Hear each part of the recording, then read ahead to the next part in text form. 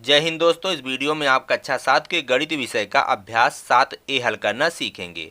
तो आइए इस अभ्यास को हल करने से पहले कुछ बेसिक जानकारी आपको बताते हैं। तो यहाँ पे सबसे पहले आप सीखेंगे अनुपात क्या है, उसके बाद में आप सीखेंगे समानुपात क्या है। तो चलिए सबसे पहले हम बताते हैं कि अनुपात क्या है।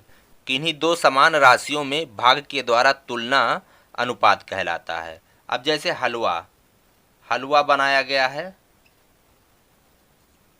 तो हलवा कैसे बनेगा? इसमें सूजी रहेगी और शक्कर रहेगी। अब मान लेते हैं सूजी लगा है 2 केजी प्लस शक्कर लगा है 1 केजी। ये आपका हलवा बन करके तैयार हो गया है। अब कोई आपसे ये पूछ ले कि सूजी और शक्कर का अनुपात क्या है, तो सूजी अनुपात का ये चिन्ह है, शक्कर कितना है? देखिए 2, सूजी कितना है 2, तो पहले सूजी लिखेंगे। अनुपात शक्कर कितना है 1, तो 2 अनुपात 1। या इसको इस तरह भी लिख सकते हैं 2/1। अनुपात का मतलब भाग होता है, तो 2 अनुपात 1, इसका मतलब 2/1। अगर इसको इस तरह से पूछ लिया जाए कि शक्कर और सूजी का अनुपात बताइए, शक्कर अनुपात सूजी, तब क्या होगा? देखिए शक्कर कितना है 1 केजी, तो 1 अनुपात सूजी कितना है 2, तो 1 अनुपात 2 हो जाएगा। अनुपात का कोई मात्रक नहीं होता है। कैसे, आइए समझते हैं। देखिए 1 केजी अनुपात 2 केजी अगर लिख दें तो इसको लिख सकते हैं 1 केजी बटे 2 केजी। अब यहाँ देखिए केजी और केजी कट गए तो क्या बचा? 1/2 बचा। 1/2 बराबर इसे लिख सकते हैं 1 अनुपात 2। अनुपात का मतलब भाग ही होता है। अब आइए जानते हैं समानुपात क्या है। तो समानुपात किसे कहते हैं? जब दो अनुपात एक समान हो तो उन्हें समानुपात कहते हैं। जैसे यहाँ पे देखिए कक्षा 7 और कक्षा 8, 2 कक्षाएं हैं। मान लेते हैं कक्षा 7 में बॉय यानी लड़के कितने हैं? लड़के हैं 10 और लड़कियां यानी गर्ल 5 हैं। उसी तरह कक्षा 8 में मान लेते हैं लड़कों की जो संख्या है वो है 16 और लड़कियों की संख्या जो है 8 है। अब यहाँ पे हम कक्षा 7 में निकालेंगे लड़के और लड़कियों का अनुपात, बॉय अनुपात गर्ल, तो बराबर क्या होगा? 10 अनुपात 5। 10 अनुपात 5, इसको लिख सकते हैं 10/5। 5 दूना 10, तो 2/1। 2/1 बराबर 2 अनुपात 1। ऐसे यहाँ कक्षा 8 में लड़के और लड़कियों का अनुपात क्या होगा? बॉय अनुपात गर्ल बराबर क्या होगा? 16 अनुपात 8। इसे लिख सकते हैं 16/8। भाग करेंगे 8 दूना 16, तो बचेगा 2/1 बराबर 2 अनुपात 1। तो यहाँ देखिए कक्षा 7 में लड़के और लड़कियों का जो अनुपात है 2 अनुपात 1 है, और कक्षा 8 में भी लड़के और लड़कियों का अनुपात 2 अनुपात 1 है। तो ये दोनों अनुपात समान हैं, इसलिए इन्हें कहेंगे ये दोनों समानुपात में हैं। यानी 10 अनुपात 5, 10 अनुपात 5 और ये वाला अनुपात 16 अनुपात 8, 16 अनुपात 8, ये दोनों क्या है? समानुपात। तो यहाँ पे ये चिन्ह लगाएंगे, ये समानुपात का चिन्ह है। यहाँ पे आप बराबर का चिन्ह भी लगा सकते हैं। यानी 10 अनुपात 5 समानुपात है 16 अनुपात 8। तो आप समझ गए होंगे कि समानुपात क्या होता है। अब आइए सबसे पहले हम इसको मिटा लेते हैं, उसके बाद आपको बताते हैं। तो अभी आपने यहाँ पे निकाला है 10:5 समानुपात है 16:8। यहाँ पे लिख दें 10:5 समानुपात 16:8। समानुपात में 4 पद होते हैं, 1 2 3 4। ये और ये दोनों बाह्य पद होते हैं। क्या है? बाह्य पद। बाह्य पद। और ये दोनों मध्य पद कहलाते हैं। क्या है? मध्य पद। तो एक नियम है कि बाह्य पदों को अगर गुणा किया जाए, जैसे देखिए 10 गुणे 8, 10 गुणे 8, और मध्य पदों को गुणा किया जाए 5 गुणे 16, 5 गुणे 16, तो ये दोनों बराबर आएंगे। देखिए 10 अट्ठे 80 और 16 पंजे 80, 80 बराबर 80 आया। तो ये नियम आप जान लीजिए कि समानुपात में बाह्य पदों का गुणनफल बराबर होता है मध्य पदों के गुणनफल के। अब मान लिया जाए इनमें से कोई एक पद आपको नहीं पता है, तो आप कैसे निकालेंगे? जैसे देखिए 10:5 समानुपात 16 मान लेते हैं 8 आपको नहीं पता है, तो इसकी जगह पर आप मान लेंगे x। चलिए इसको अलग कर दें। तो ये आप कैसे निकालेंगे? देखिए बाह्य पदों का गुणनफल यानी x गुणे 10 बाह्य पद हो गए, बराबर होता है मध्य पदों के गुणनफल के। तो 5 गुणे 16, 5 गुणे 16, तो x बराबर क्या होगा?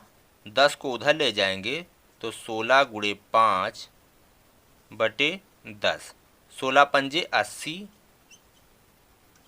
बटे 10। 80 को 10 से भाग करेंगे कितना आएगा? 8 आ जाएगा। देखिए आपका उत्तर प्राप्त हो चुका है। यक्ष अगर अज्ञात है तो आप यहाँ इस तरह से ज्ञात कर सकते हैं। तो मैं उम्मीद करता हूँ कि आप इतना बात समझ पाए होंगे। अब आइए हम नेक्स्ट टॉपिक आपको बताते हैं।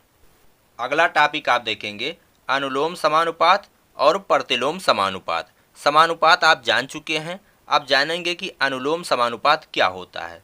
जैसे देखिए मान लेते हैं आपने सेब खरीदा, तो 5 केजी अगर आप सेब खरीदते हैं तो 20 रुपया आपको देना पड़ता है। 5 केजी सेब का दाम कितना है? 20 रुपया।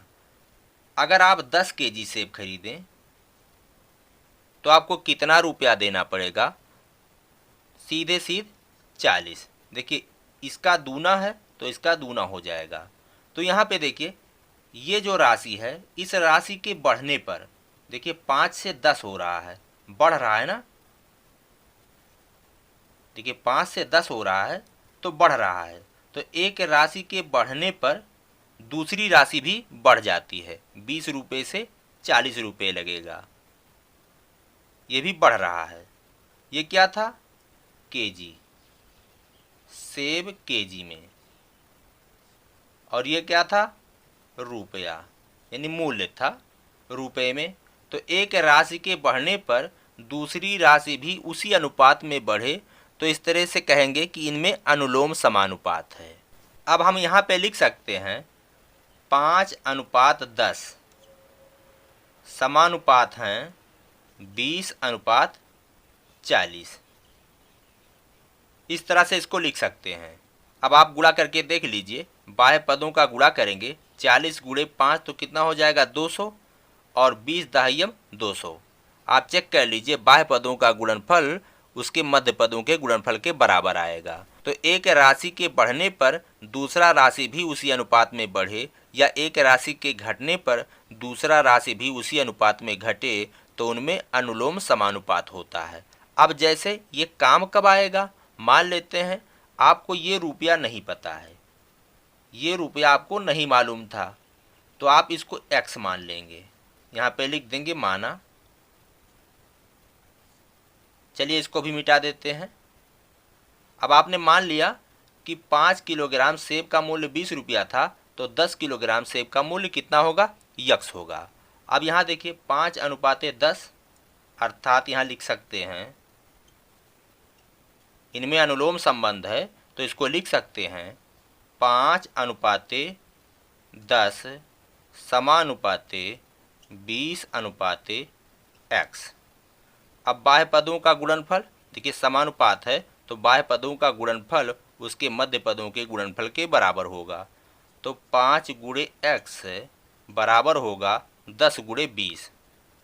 10 गुणे 20 तो यक्स बराबर क्या होगा 10 गुणे 20 बटे ये चला जाएगा यहाँ 5 चौके 20 10 चौके 40 तो यक्स बराबर आ गया 40 रुपया। तो इस तरह से आप उत्तर प्राप्त कर सकते हैं। तो अनुलोम समानुपात की सहायता से आप अज्ञात राशि को ज्ञात कर सकते हैं। अब आइए देखते हैं प्रतिलोम समानुपात क्या है। अब बिल्कुल इसका उल्टा, अनुलोम समानुपात का उल्टा प्रतिलोम समानुपात होता है। जैसे देखिए कोई गाय है और ये मैदान को चरती है। मैदान तो एक गाय है तो मैदान को चरने में 10 दिन का समय लगता है। अब 2 गाय अगर कर दिया जाए, उसमें 2 गायों को बांध दिया जाए तो उस मैदान को चरने में कितना समय लगेगा। देखिए एक गाय 10 दिन में चरती है, उसी मैदान को 2 गाय कितने दिनों में चरेंगी 20 दिन नहीं 5 ही दिन लगेगा। देखिए गायों की संख्या जब बढ़ेगी तो इसकी संख्या क्या होगी घट जाएगी, यानी 10 दिन से ये दिन है कितना दिन लगेगा 10 दिन से 5 दिन लगेगा। तो यहाँ देखिए एक राशि के बढ़ने पर दूसरी राशि उसी अनुपात में घटती है। एक राशि यहाँ बढ़ रहा है तो दूसरी राशि क्या हो रही है घट रही है। तो एक राशि के बढ़ने पर दूसरी राशि उसी अनुपात में घटे या एक राशि के घटने पर दूसरी राशि उसी अनुपात में बढ़े तो उनमें प्रतिलोम समानुपात होता है। अब यहाँ पे देखिए 1:2 समानुपात कब होगा जब इतना अनुपाते इतना लिखेंगे 5:10 लिखेंगे। देखिए यहाँ 1:2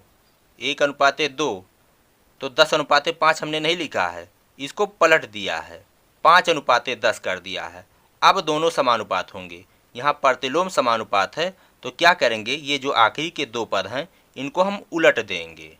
ये आपको ध्यान रखना है, बहुत बारीकी से आपको ये ध्यान में रखना है। अब यहाँ देखिए बाह्य पदों का गुणा कीजिए 1 गुणे 10 तो बराबर आएगा 10 और मध्य पदों का गुणा करिए 2 गुणे 5 बराबर 10। तो इस तरह से आप प्रतिलोम समानुपात समझ गए होंगे। अब आइए देखते हैं प्रतिलोम समानुपात की सहायता से हम प्रश्न को कैसे हल करेंगे। जैसे देखिए यहाँ मान लेते हैं ये चीज़ गायब है, इस चीज़ को आपको निकालना है। यानी एक गाय किसी मैदान को 10 दिनों में चरती है तो कितनी गायें उसी मैदान को 5 दिन में चरेंगी। मान लेते हैं x गायें, ये संख्या कितनी है x। इनमें देखिए प्रतिलोम समानुपात है, आप ये समझ जाएंगे कि इनमें प्रतिलोम समानुपात है। अब इसको हल करेंगे अर्थात 1:x समानुपात 5:10 होगा। इसको उलट लेंगे, देखिए 1:x तो बराबर इतना नहीं लिखेंगे 10:5 5:10। देखिए यहाँ बराबर का भी चिन्ह आप लगा सकते हैं या इसको इस तरह भी लिख सकते हैं 1/x अनुपात का मतलब भाग होता है बराबर 5/10। तो चाहे इस तरह से लिखें या इस तरह से लिखें, अनुपात का मतलब भाग होता है, आप समझते ही हैं। अब आप इसको चाहें तो यहाँ से हल करें या यहाँ से हल करें। चलिए हम यहाँ से पहले हल कर रहे हैं। बाह्य पदों का गुणनफल 1 गुणे 10 बराबर मध्य पदों का गुणनफल x गुणे 5। अब इस 5 को इधर लाएंगे तो 10 × 10 बटे 5 हो जाएगा बराबर इधर बचेगा x। तो 5 दूना 10, x बराबर क्या आया 2, यानी 2 गायें उसी मैदान को 5 दिन में चर ले जाएंगी। अब चलिए इससे हल कर ले रहे हैं, यहाँ भी इसको भी सीख लीजिए। 1/x बराबर 5/10। यहाँ देखिए कैंची गुणा कर लेंगे तो 5x 5 गुणे x बराबर 5x बराबर 10 × 10।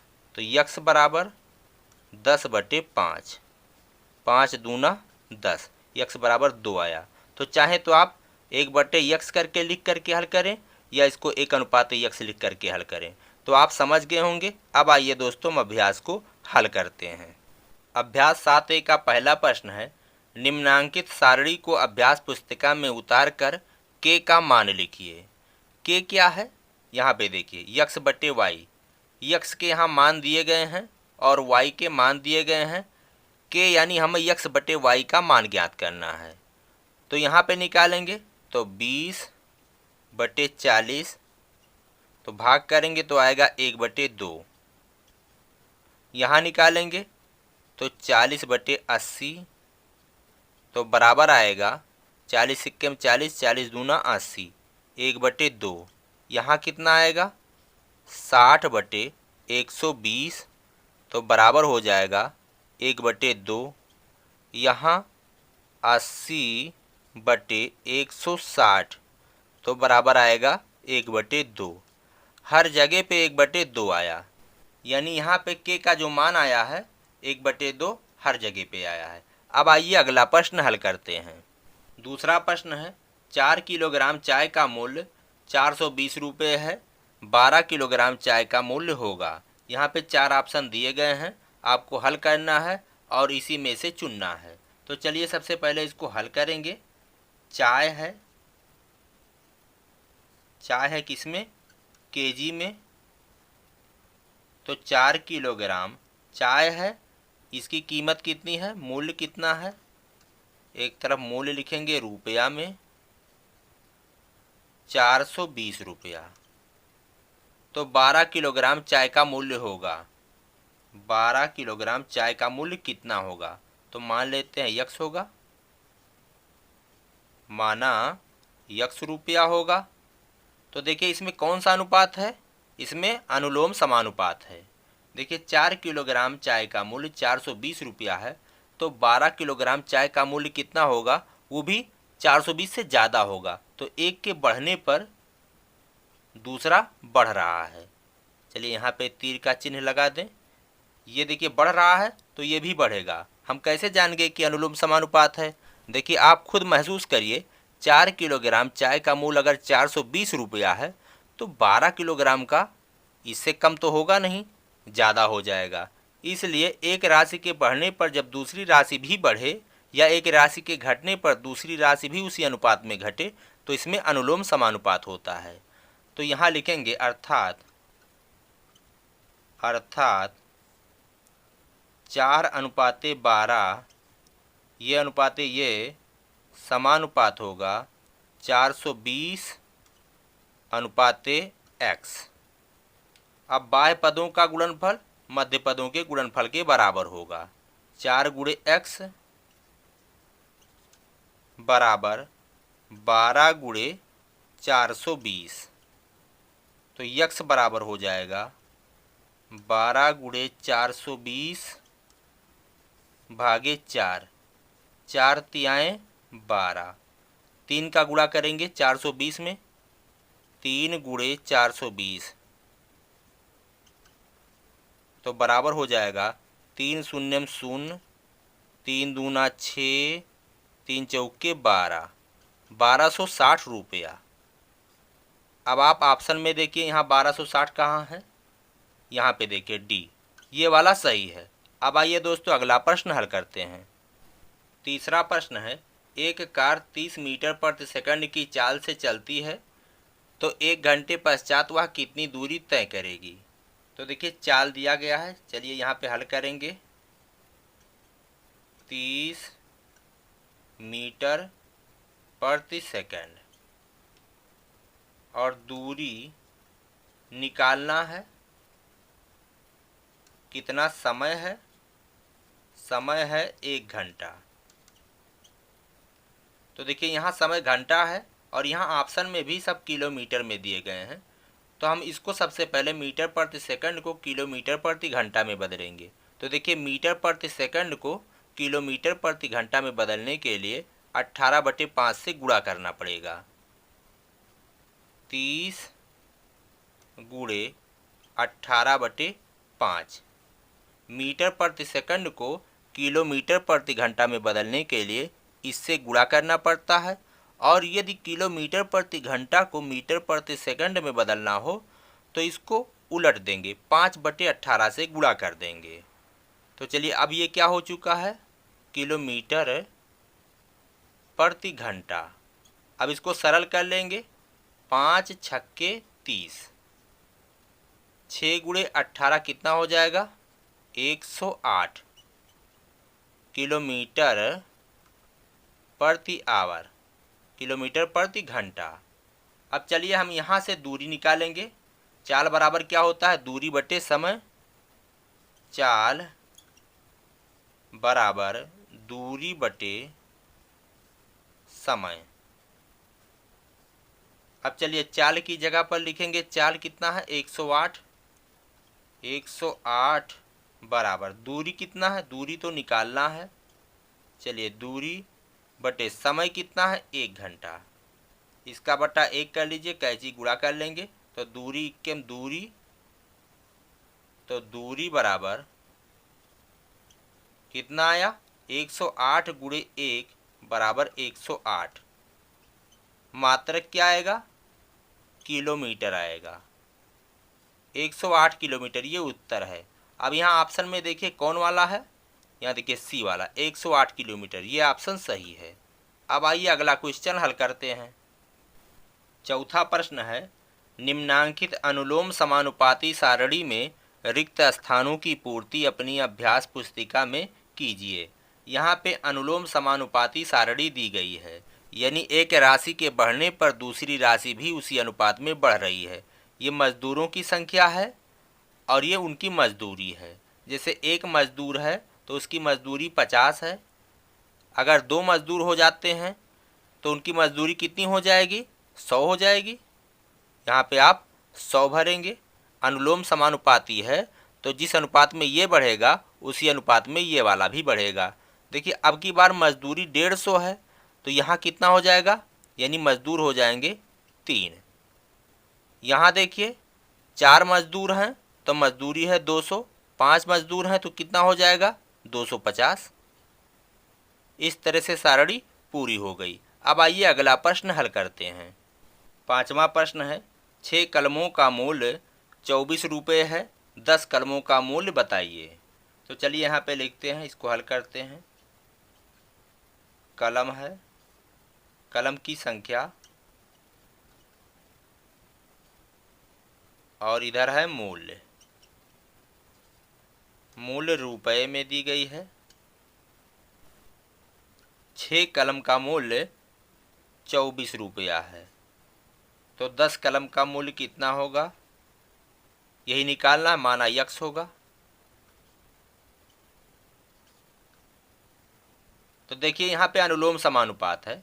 देखिए एक राशि के बढ़ने पर दूसरी राशि भी बढ़ेगी, ये देखिए बढ़ रही है। तो 6 कलम का दाम अगर 24 रुपया है तो 10 कलम का दाम वो भी ज़्यादा हो जाएगा। तो एक राशि के बढ़ने पर दूसरी राशि भी उसी अनुपात में बढ़े, तो इसमें अनुलोम समानुपात है। अर्थात 6:10 ये अनुपाते ये समानुपाते 24:x। बाह्य पदों का गुणनफल 6 गुणे x बराबर मध्य पदों का गुणनफल 10 गुणे 24। तो यक्स बराबर 10 गुणे 24 बटे 6 हो जाएगा। 6 चौके 24, 10 गुणे 4 बराबर 40। यक्स बराबर 40, यानी 40 रुपया। ये आपका उत्तर है। 10 कलमों का मूल्य कितना होगा, 40 रुपया होगा। अब आइए अगला क्वेश्चन हल करते हैं। छठा प्रश्न है, 5 मजदूरों की मजदूरी 1250 रुपये है, 8 मजदूरों के लिए कितनी मजदूरी चाहिए। तो चलिए यहाँ पे हल करेंगे। एक तरफ हेडिंग डालेंगे मजदूर, दूसरी तरफ मजदूरी। मजदूरों की संख्या जब 5 है तब मजदूरी कितना देना पड़ता है, 1250 रुपये। ये रुपये में है। तो 8 मजदूरों के लिए कितनी मजदूरी चाहिए। मजदूरों की संख्या अगर बढ़ जाए तो मजदूरी कितना लगेगा, तो माना यक्स रुपया लगेगा, माना यक्स रुपया लगेगा। देखिए मजदूर की संख्या बढ़ाई गई है तो जाहिर सी बात है मजदूरी भी ज़्यादा लगेगी। तो एक राशि के बढ़ने पर दूसरी राशि भी बढ़ जाती है, तो इसमें अनुलोम समानुपात है। तो अर्थात यहाँ लिखेंगे अर्थात 5:8 समानुपात है 1250 अनुपाते x। अब बाह्य पदों का गुणनफल 5 गुणे x बराबर 8 गुणे 1250। तो यक्स बराबर 8 गुणे 1250 भागे 5। अब 5 से इसमें भाग करेंगे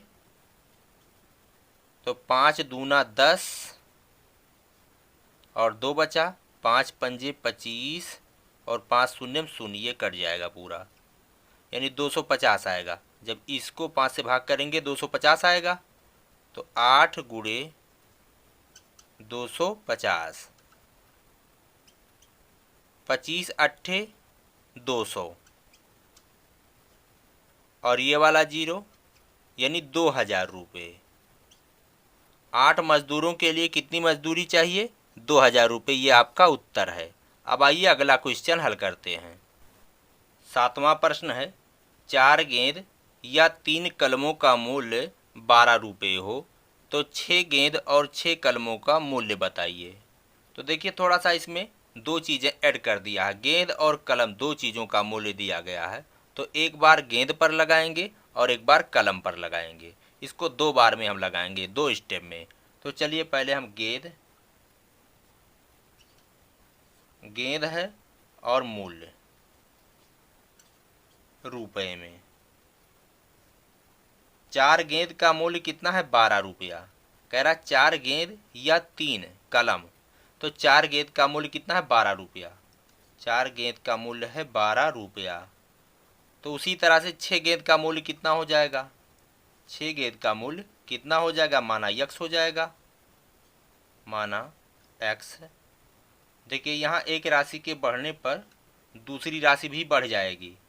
4 गेंद का मूल्य 12 रुपये है तो 6 गेंद का मूल्य और बढ़ जाएगा। तो अनुलोम समानुपात है, तो इस तरह से यहाँ लिख सकते हैं अर्थात 4:6 समानुपात 12:x। 4 गुणे x बाह्य पदों का गुणनफल बराबर मध्य पदों का गुणनफल 6 गुणे 12। तो यक्स बराबर 6 गुणे 12 भागे 4, 4 तियाँ 12, तो कितना आया, 6 गुणे 3 यानी 18 रुपया। 6 गेंद का मूल्य कितना आया, 18 रुपया आया। अब आइए 6 कलम का मूल्य निकाल लेते हैं। तो पुनः हम यहाँ पे निकालेंगे। कह रहा था 3 कलम का मूल्य 12 रुपया है, तो कलम और यहाँ मूल्य रुपए में। तो 3 कलम का मूल्य दिया गया है कितना है, 12 रुपये। 3 कलम या 4 गेंद का मूल्य 12 रुपये था ना, तो 3 कलम का मूल्य 12 रुपया लिखेंगे। तो 6 कलम का मूल्य कितना होगा, माना यक्स होगा। तो देखिए यहाँ पे बढ़ रहा है तो ये राशि भी बढ़ेगी। एक राशि के बढ़ने पर दूसरी राशि भी बढ़े तो इनमें अनुलोम समानुपात होता है। अर्थात 3:6 समानुपात 12:x। 3 गुणे x बराबर 6 गुणे 12। बाह्य पदों का गुणनफल बराबर मध्य पदों का गुणनफल। तो यक्स बराबर 6 गुणे 12 बटे 3। 3 चौके 12, 4 छक 24, 24 रुपया आया। अब देखिए क्या पूछ रहा था, 6 गेंद और 6 कलमों का मूल्य बताइए। अतः 6 गेंद और 6 कलमों का मूल्य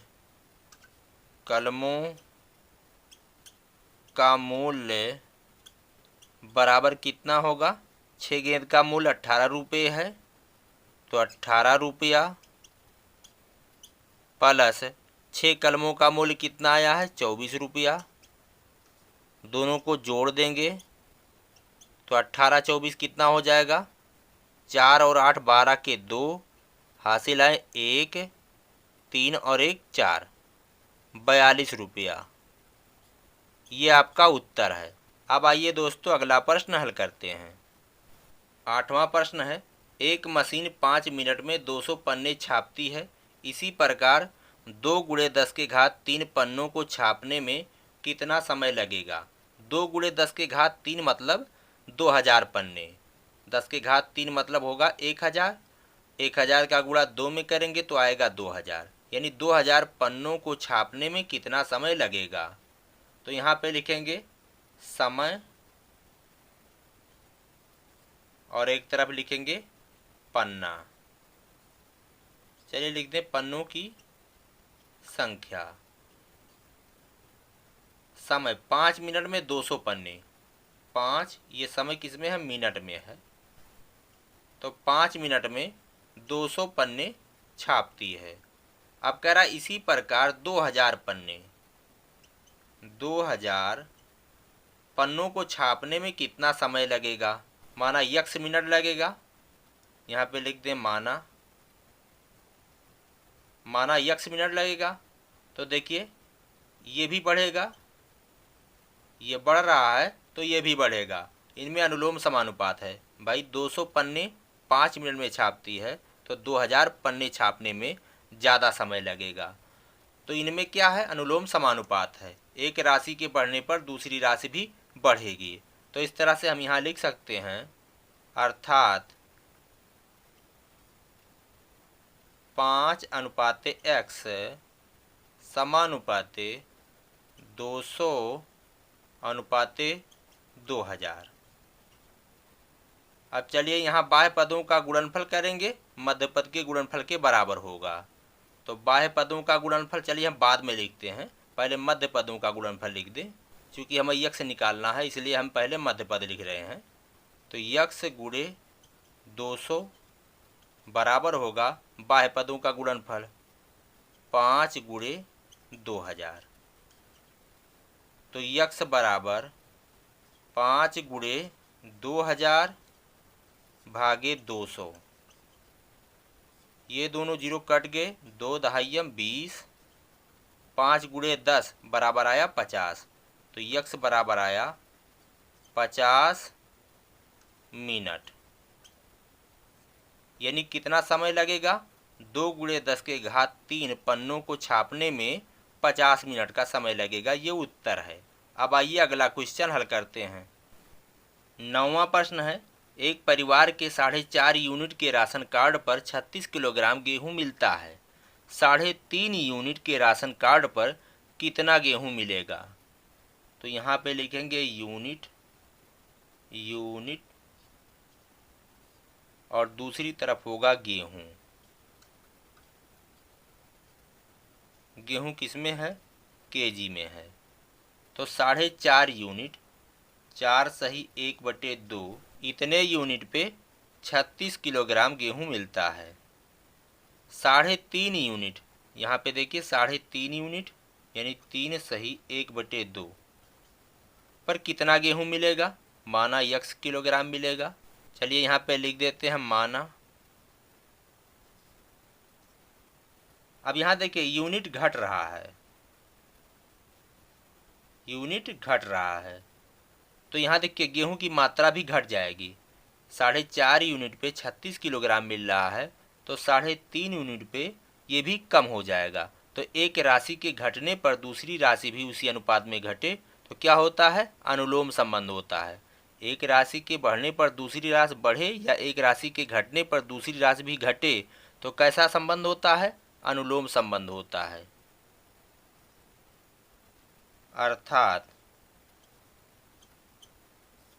हम यहाँ लिख सकते हैं 4 सही 1/2 अनुपाते 3 सही 1/2 समानुपाते 36 अनुपाते x।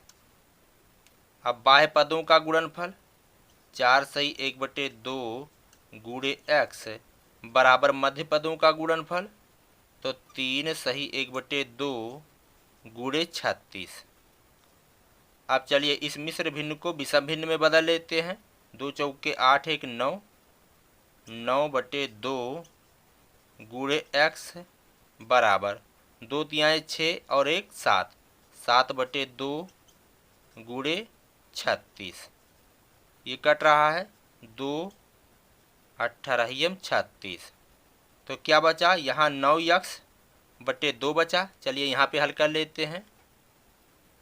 9x/2 बराबर यहाँ बचा 7 गुणे 18। इसका बटा 1 कर लें।